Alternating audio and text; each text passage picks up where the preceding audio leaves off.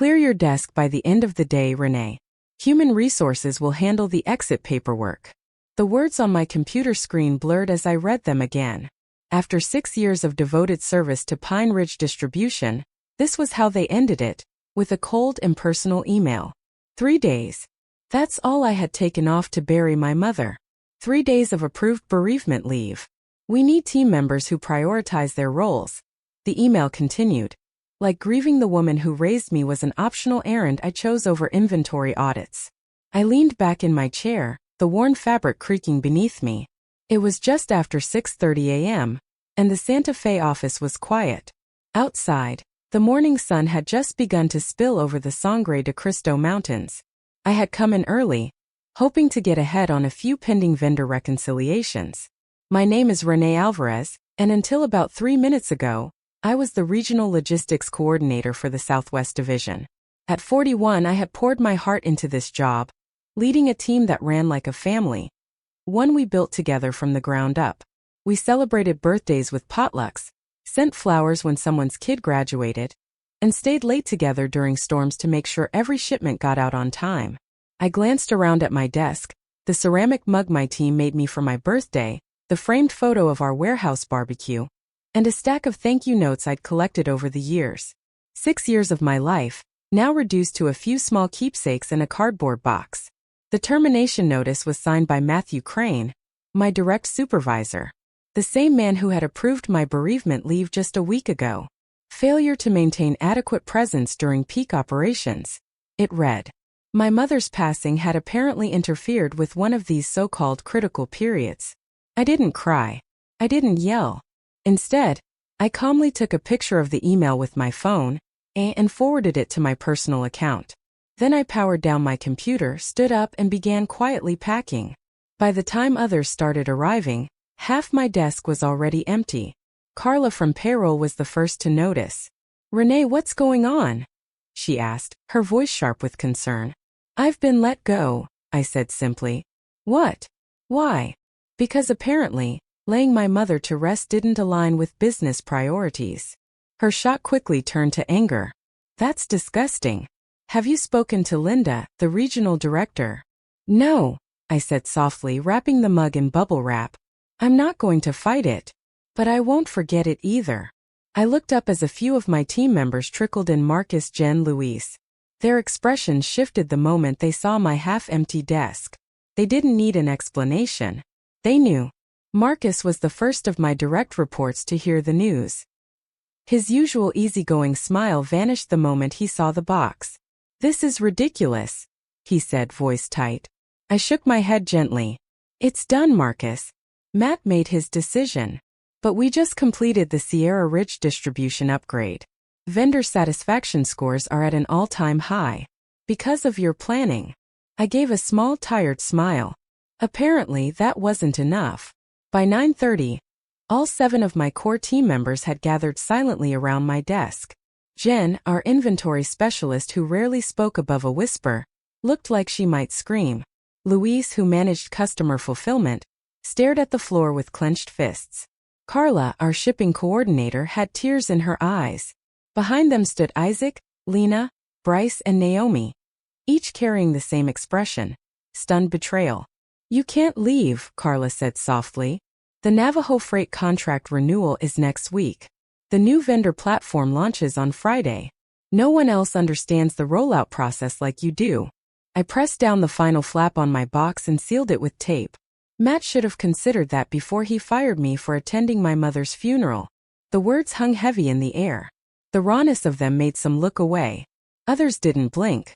My mother gone just last week. The funeral flowers hadn't even wilted. And this gut punch from a company I'd given my heart to. I need everyone back at their desks. The voice behind us cut through the moment like a blade. Matthew Crane stood with arms crossed, his narrow face tight with irritation. We have schedules to keep, he added louder this time. Now. My team hesitated, each giving me one last, reluctant glance before quietly walking back to their stations. Matt walked closer, lowering his voice. You should have waited until the end of the day. This wasn't discreet. I met his eyes, calm but unyielding. Like the discretion you showed. Firing me by email after approving my bereavement leave? His jaw clenched. Business needs evolve, Renee. Pine Ridge requires employees who adapt. Your mother's passing was unfortunate, but... Don't, I said coldly. Don't finish that sentence. For a brief second, doubt flickered in his eyes. Then he adjusted his collar and nodded toward HR. They're waiting for you. Let's not make this harder than it has to be. I lifted my box. Don't worry, Matt. I won't make a scene. I paused. But remember this moment. You may want to later. The HR office was sterile, white walls, fake ferns, and Cynthia Morales, the new rep who had started just a few months back. She looked uneasy, as if she didn't want to be here. I'm sorry, Renee, she said gently, sliding the documents toward me. And I'm very sorry about your loss. Thank you, I said, glancing over the papers. 2 weeks severance. A non-disparagement clause. A reminder of my non-compete agreement. It was all there, written in corporate coldness. A reminder of my non-compete agreement stared back at me. 6 months of restriction, barring me from working with any direct competitor within a 200-mile radius. Is there anything I should know about why this happened? Cynthia asked cautiously, her voice softer now. This all seems incredibly abrupt. I debated for a moment. Then I reached into my purse and pulled out my phone. I tapped the screen and handed it to her. 3 days of approved bereavement leave, and I'm fired for not prioritizing work. Cynthia's professional mask cracked slightly, her brows knitting together as she read the email. This is the actual notice? Just an email, I confirmed. No prior warning. No performance concerns. No conversation. Nothing. She frowned, making a quiet note on her legal pad. I need to verify a few things with our legal department, she said. Would you excuse me a moment?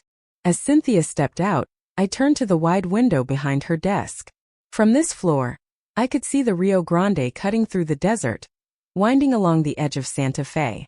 My mother used to sit by that river, fishing in the early mornings. She taught me patience there, how to listen to the water and breathe through discomfort. The river moves me, Nina, she'd say. But the rocks, they stay steady. Be like the rocks. 20 minutes passed before Cynthia returned. Her expression was carefully blank, but her tight-lipped smile told me what I needed to know. Nothing's going to change, she said quietly. Unfortunately, New Mexico is an at-will employment state. Legally, the company is within its rights to. I understand, I said, cutting her off. I picked up the pen and signed without flinching. Pine Ridge can do whatever it wants, I added. And so can I. She hesitated, then lowered her voice. Off the record. This isn't right. If you ever consider taking action. I won't, I said firmly. But thank you. As I walked through the open plan office for the last time, I felt the silence behind me. Eyes followed my steps. My team watched from their desks, faces full of hurt and confusion. I gave them a small smile. My last act as their leader. Outside, the September air was warmer than usual. I placed my box gently into the trunk, then climbed into the driver's seat. A buzz. Then another. My phone lit up. Marcus. This is wrong. What do you need? Carla. Can we meet later? Jen. Matt's a coward. We're furious. Text after text. Loyalty. Outrage. Support. They weren't just coworkers. They were my people. I started the engine, a plan already forming in my mind. I wouldn't fight Pine Ridge in court. I'd be smarter. Strategic. Like Mom taught me. The rocks stay steady.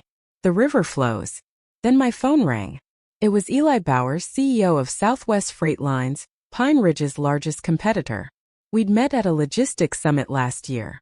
I heard what happened, Eli said. Let's talk. He'd been trying to recruit me for months. Now it was time to return his call. The Southwest Freight Lines office was everything Pine Ridge wasn't. An open, collaborative space with bright natural light streaming through wide windows, framing the desert skyline of Santa Fe. Eli Bowers, a tall man with a thick silver beard and sharp blue eyes, greeted me with a firm handshake. I've been hoping you'd call, he said, guiding me into a spacious conference room filled with sunlight and glass walls. Though I'll admit, I didn't expect it under these circumstances. Word traveled fast in our industry. Eli already knew about my termination, though not the gritty details. As we sat down, I slid my phone across the table, showing him Matt's cold email. "That's not just bad management," Eli said, his face hardening. "That's inhumane. Bereavement leave exists for a reason. Pine Ridge has always cared more about numbers than people," I replied, my voice steady. "I just never thought I'd end up on the receiving end." Eli leaned forward, steepling his fingers. "I'll be blunt, Renee. I want you on my team. Southwest Freight is expanding across the Four Corners region, and we need someone with your expertise." He paused. "The regional director position is yours if you want it." My heart thudded. Regional director. A step up from my old role. More authority. Higher pay. A chance to build something better.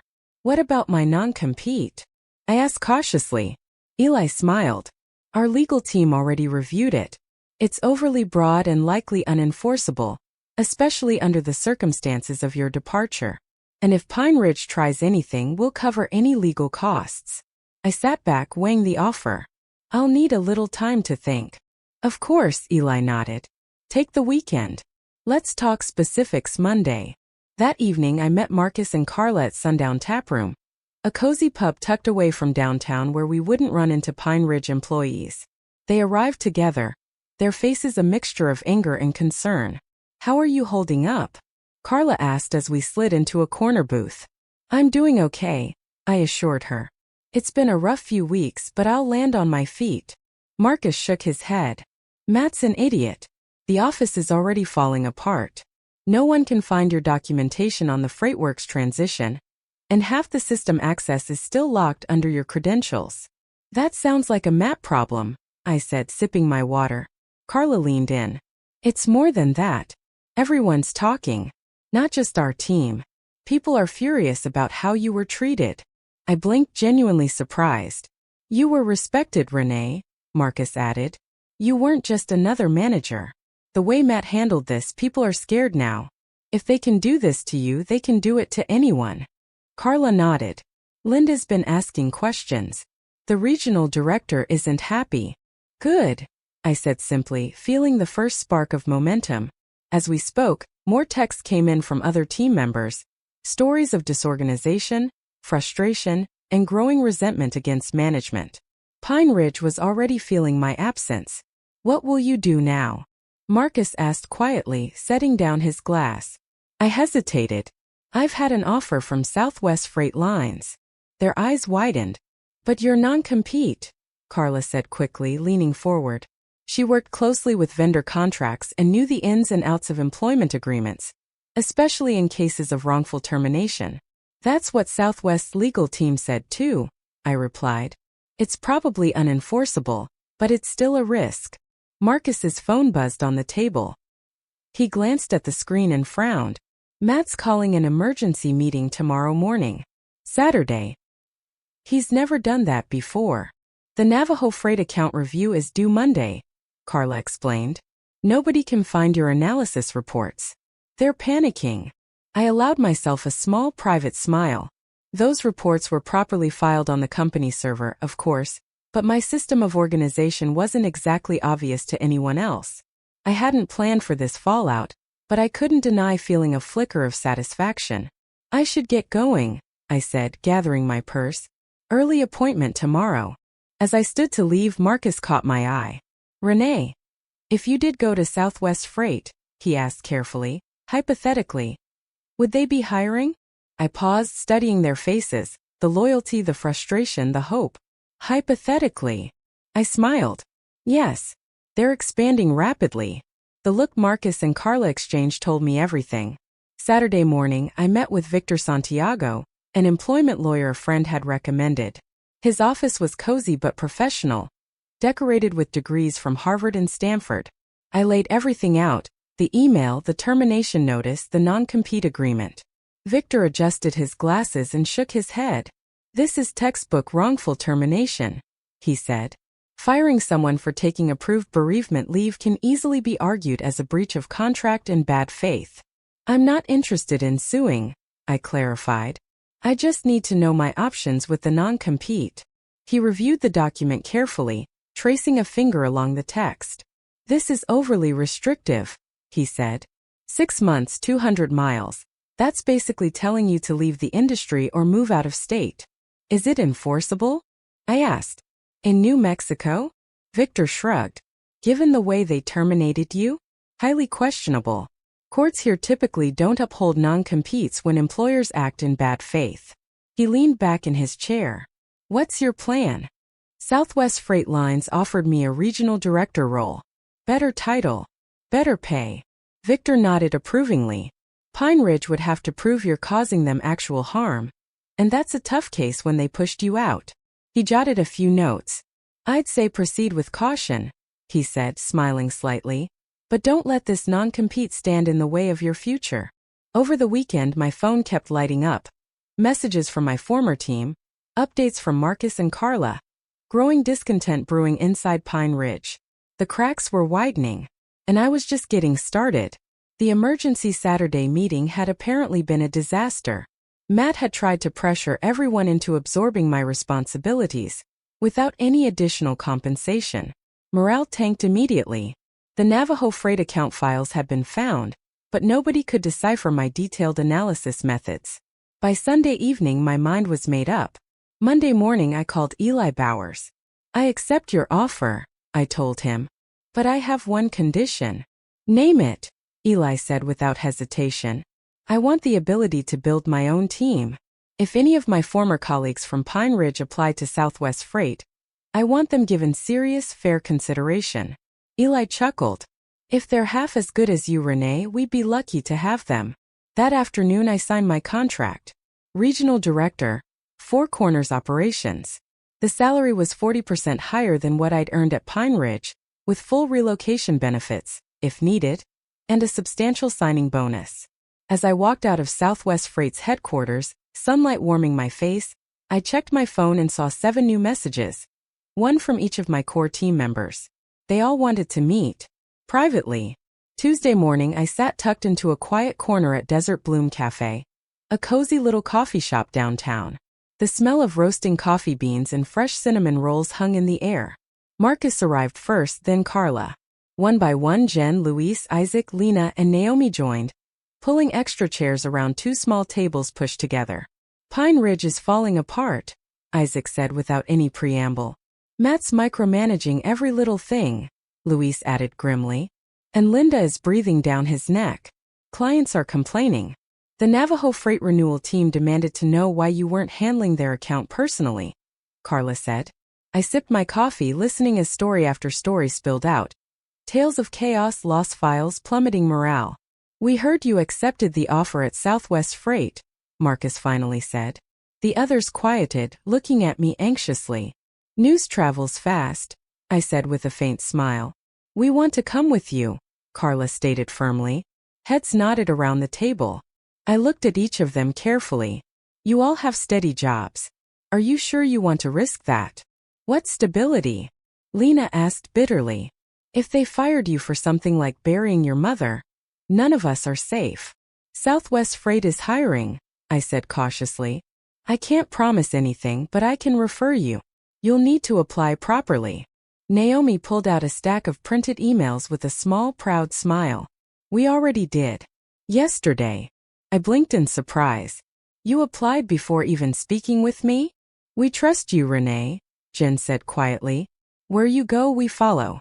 Emotion tightened in my chest, gratitude, pride, and something deeper. A fire to build something better. Let me make some calls. The following Monday morning, my phone buzzed at 7:30 a.m. The caller ID flashed. Linda Shaw, Pine Ridge's regional director. Renee. Her voice crackled through the line. Linda's voice had a forced calmness. We need to talk. Good morning, Linda, I replied, keeping my tone neutral. What can I do for you? I've just received 7 resignation letters. All from your former team. All effective immediately. There was a beat of silence. Care to explain? I took a slow breath. I'm not sure what explanation you're looking for. I don't work for Pine Ridge anymore. They're all going to Southwest Freight, where you just started as regional director. Her voice had hardened, the professional politeness slipping. This doesn't look coincidental. People make career choices for all sorts of reasons. I said smoothly. Maybe you should ask Matt why your top-performing team is leaving en masse. This is about your termination, isn't it? Linda sounded resigned now, her earlier bluster fading. I've reviewed everything, she continued after a pause. Matt didn't consult me before letting you go. I would never have approved it. That's between you and Matt, I said calmly. Although, I admit I'm curious why Pine Ridge's regional manager wasn't involved in firing a team lead. Linda exhaled heavily. Matt claimed it was an urgent performance issue that couldn't wait for my return from the Denver conference. I trusted his judgment. She hesitated. Clearly that was a mistake. I said nothing, letting the silence stretch uncomfortably across the line. Look, Renee, Linda said finally. I'm prepared to offer you your old position back. With a 10% raise. And a formal apology. We need your expertise. Navajo Freight is threatening to pull their contract. I appreciate the offer, Linda, I said evenly. But I've accepted a position elsewhere. We'll match whatever they're paying you. Plus 15%, she added quickly. It's not about the money, I said softly. Then what would it take? There was real desperation in her voice now. 7 key employees leaving at once. The operational knowledge alone. It would take time travel, I interrupted gently. Going back to the week my mother died and showing basic human decency instead of punishing me for grieving. The line went painfully silent. I need to go, Linda. I start my new position today, and I intend to be on time. Your non-compete, she started. Feel free to have your legal team contact mine, I said, my voice cool. Although they might want to review the circumstances of my termination first. I hung up without waiting for her response. Driving through the warm, clear streets of Santa Fe, I arrived early at Southwest Freight's offices. Eli Bowers met me in the lobby, his smile wide. We're considering all 7 of your former colleagues, he said enthusiastically. Their applications are impressive. Interviews start Wednesday. Thank you for giving them a fair chance, I replied. Fair chance. Eli laughed. Renee, their top talent. Pine Ridge's loss is our gain. 2 days later, another unexpected call came in. This time from Cynthia Morales, Pine Ridge's HR manager. I shouldn't be telling you this, she said in a hushed tone. But Matt Crane has been placed on administrative leave pending review. Linda's launching a full investigation into management practices, especially regarding bereavement and time-off policies. That's good to hear, I said sincerely. The board of directors is involved now, Cynthia added gravely. Losing an entire specialized team to a competitor had set off alarm bells. Pine Ridge's board was now reviewing all terminations from the past year, not just mine. By Friday afternoon, all 7 of my former team members had received and accepted formal offers from Southwest Freight. That night, we met for dinner at Messia Grill, a warm local spot where laughter and guitar music filled the air. We raised our glasses high. To new beginnings, Carla said, smiling brightly. And to Renee, Marcus added, grinning, who taught us what real leadership looks like. I felt a wave of emotion but kept my composure, raising my glass along with theirs. The following week, a formal letter arrived from Pine Ridge's legal department. It acknowledged my wrongful termination and offered a settlement to avoid litigation. I accepted, not for the money but because I wanted the official record that they had been wrong. That very same day, the Navajo Freight account, one of Pine Ridge's biggest clients, signed with Southwest Freight after learning that their preferred team was now under my leadership. The river had moved, but we had stayed steady like rocks, just like my mother had always taught me. 3 months later, I stood at the front of Southwest Freight's largest conference room, presenting our quarterly results to the executive team. The numbers told the story better than I ever could. 30% division growth. For major client acquisitions, 3 of them former Pine Ridge accounts. Operational efficiency up 22%, cutting costs without cutting people. When I finished, Eli Bowers stood and clapped, setting off a ripple of applause around the room. Exceptional work, Renee, he said warmly. You and your team have exceeded every projection. I smiled, feeling genuine pride. My team deserves the credit, I said. They've been remarkable. Later, when I returned to my office, I found my 7 team members waiting for me with a cake. What's this for? I asked, laughing. It's been exactly 3 months since we all jumped ship together, Isaac said, grinning. We're celebrating our Independence Day. I shook my head, laughing, but my heart was full. Seriously, Renee, Carla said, stepping forward.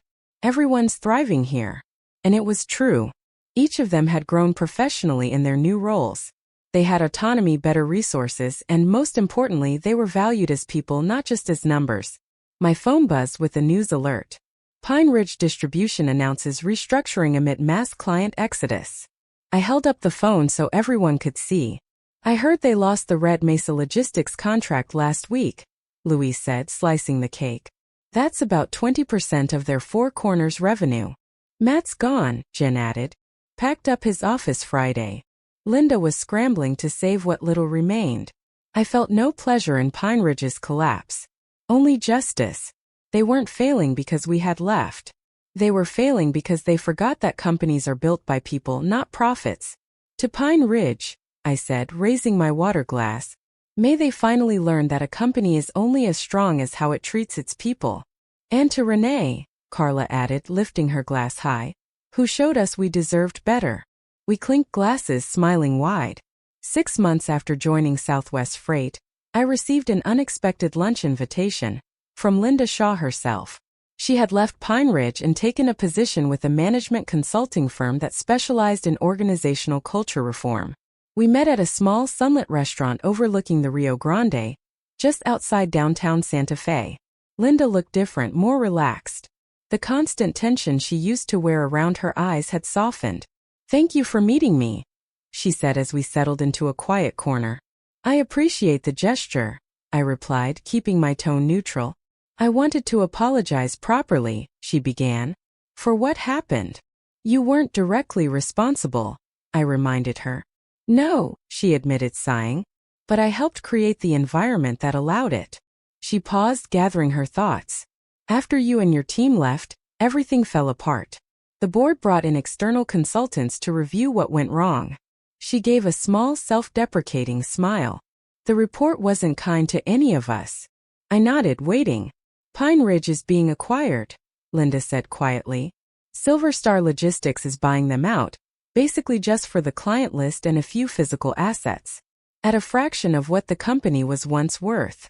I wasn't surprised. Pine Ridge had been bleeding clients and talent for months. What about Matt? I asked. Still unemployed last I heard, Linda said. She hesitated, then added, his reputations. Well, your story circulated farther than you might realize. I hadn't gone out of my way to spread details, but when people asked, I had told the truth. Calmly, factually. That was enough. I've learned a lot from all this, Linda continued. Now I'm helping companies avoid the mistakes we made. As we finished lunch, she hesitated, then asked the question I sensed had been on her mind all along. Was it worth it? Walking away quietly instead of fighting. I thought about it, the thriving team now working beside me, the clients who trusted us, the culture we'd built based on respect instead of fear. I thought about my mother's lessons, about being steady like the rocks when the river of life rushed around you. Yes, I said simply. The results speak for themselves. 1 year after that fateful email that changed the course of my career, Southwest Freight named me Executive Vice President of Operations for the Four Corners region. Our division had become the company's crown jewel, efficient, innovative, and boasting the highest employee satisfaction scores in the organization. Each of my 7 team members had earned promotions too. Marcus now led his own division. Carla had revolutionized our shipping partnerships. The others were thriving, finally receiving the recognition they had long deserved. On the anniversary of my departure from Pine Ridge, I received a small package in the mail. Inside was my old cactus plant, now slightly taller, still thriving, along with a small handwritten note from Cynthia Morales. Rescued this from your desk. Thought you might want it back now. Pine Ridge closes for good next week. I smiled as I placed the cactus carefully on the windowsill in my office, where the New Mexico sun would nourish it. Like me, it had survived being discarded, and found a better place to grow. That evening, I drove out to the Rio Grande and stood at the familiar bend in the river where my mother and I used to fish when I was young. The water moved steadily around the rocks, just as it always had, patient and unbothered by the currents swirling past. I thought about how one cold and personal email terminating my career without a second thought had ultimately led to something far greater. A life and career built on dignity, strength, and true leadership. Not just for me, but for every person who had trusted me enough to follow. "You were right, Mama," I whispered to the river. "Sometimes you just need to stay steady and let the current do its work." Looking back over my journey, from terminated team leader to executive vice president, I realized that my real revenge hadn't been destroying Pine Ridge. It had been building something better. A workplace where bereavement leave wasn't seen as a liability, where people were valued beyond spreadsheets, and where leadership meant lifting others up, not tearing them down. The greatest victory wasn't revenge through destruction. It was creating a new standard that made the old way obsolete. My mother would have been proud. As the river rushed by, I felt no anger, only gratitude. Sometimes the worst moments carve the path to the very best destinations. If you stay as steady as the rocks while the river of change flows past. If you connected with my story, I'd love to hear from you. Please leave a comment below. Share your support, your thoughts, or even your own experiences. Your words mean more than you know. And I truly believe that by sharing our journeys, we remind each other that we are never alone. When I stood on the bank of the Rio Grande that evening, I realized something powerful. Staying steady when the current rages around you isn't weakness. It's courage. It's easy to lash out when we're hurt, to fight every injustice with anger. But sometimes the greatest strength is found in patience, resilience, and choosing to build something better instead of being pulled down by bitterness. If you're facing betrayal, loss, or unfair treatment right now, I want you to remember, you are not defined by how others discard you. You are defined by what you choose to build afterward. Stay steady. Stay true. Let the current rush past you if it must, but don't let it pull you from your foundation. I'd love for you to comment below. What lessons have you learned from moments when life felt unfair? How did you find your own steady ground? What would you tell someone going through a storm right now? If my story reminded you of someone you know, someone steady, someone strong, please share this video with them. We all need reminders that even when we're pushed aside, we have the power to stand tall, to rebuild, and to rise higher than ever before. Thank you for being here. Thank you for believing that kindness, strength, and leadership rooted in respect truly matter. Our stories are stronger when we tell them together.